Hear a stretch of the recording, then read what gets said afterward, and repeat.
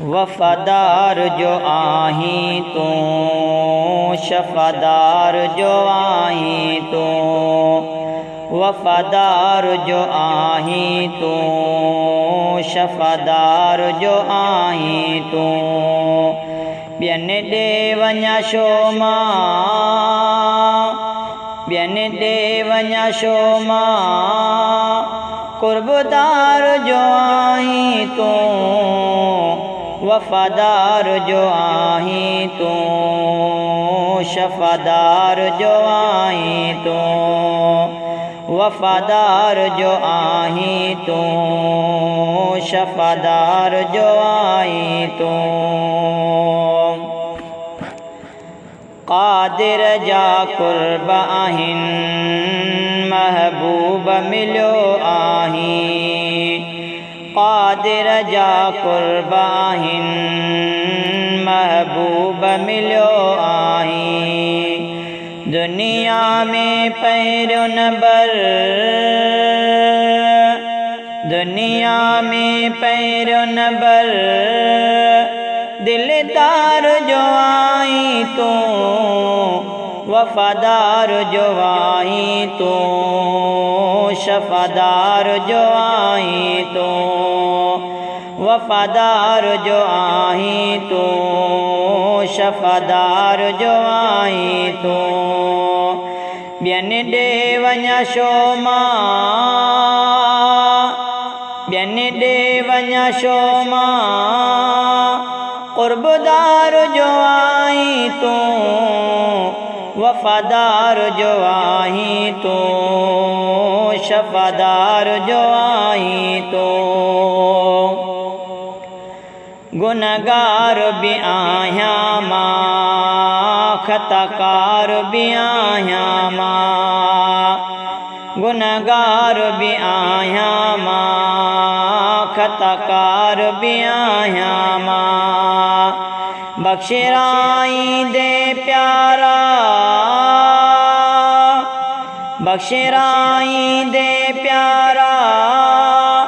मुझो प्यार भी आई तूं वफ़ादार जो आहीं तूं शफ़ादार जो आहीं तूं वफ़ादार जो आहीं तूं शफ़ादार जो आहीं तूं ॿियनि ॾे वञा छो मां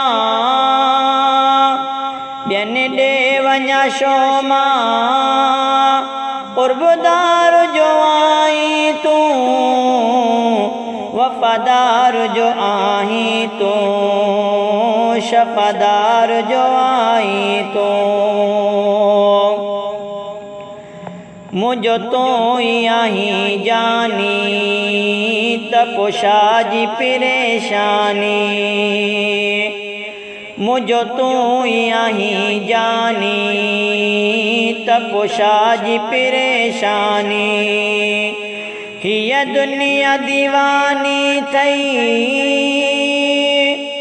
हीअ दुनिया दीवानी थई दिल ठार जो आहीं तूं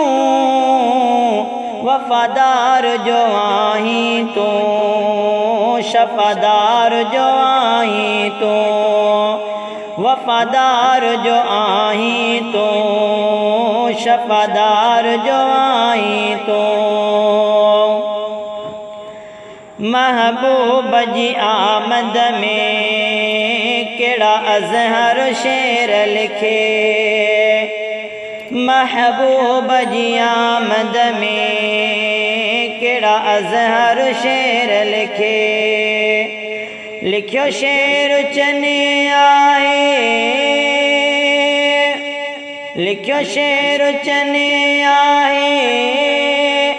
सरदार जो आहीं तूं वफ़ादार जो आहीं तूं शफ़ादार जो आहीं तूं वफ़ादार जो आहीं तूं शफ़ादार जो आहीं तूं ॿियनि ॾे वञा छो मां ॿियनि ॾे वञा छो मां क़ुर्बदार जो वफ़ादार जो आहीं तूं शफ़ादार जो